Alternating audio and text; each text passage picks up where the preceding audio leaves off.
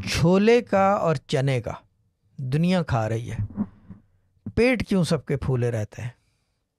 क्योंकि गलाते नहीं है, गलता नहीं है चना, सही भिगोते नहीं है। 2-2 दिन भूनते थे हमारे घर चने, और ये काले चने के अंदर सोडा भी डालते थे कि गले। साल में एक दफ़ा होता था, और वो पकता भी बड़ा अजीब तरीके से था। वो जैसे कि ईरानी पकाते हैं ना, यानी कि छोटे पतीले में इतने से। ईरानियों का अगर आप देख लो पोर्शन साइज, प्लेटें बहुत छोटी छोटी होती है, मिर्चों के अंदर खाना खाते हैं इतनी सी मिर्च में, ठीक है ना। उससे ये उनका फार्मूला है कि ज़ाया नहीं होता रिस्क।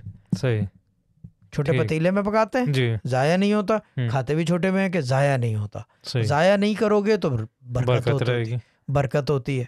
मंतक भी यही कहती है, वेस्टेज नहीं होती। जो खाना बच जाता है उसको नेक्स्ट डे किसी को दे देते हैं, ठीक। वरना जो खाना बचता है ईरानियों के यहाँ, दोपहर को वो बचा हुआ खाना खाते हैं, फ्रेश नहीं खाते। सही, ये टेक्निक्स हैं ये ईरानियों की। और रात को जो है वो दोपहर का पका हुआ खाते हैं।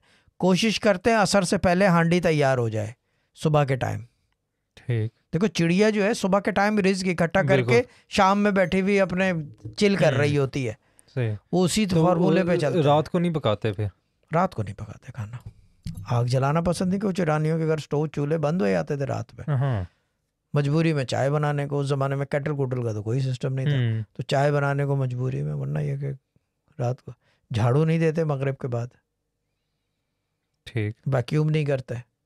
जिन घरों में झाड़ू वैक्यूम होता है वहाँ पे वीरानियत हो जाती है। वजह क्या है? तो सफाई का काम, क्या है? तो सफाई का दिन काम, में कर ले सफाई।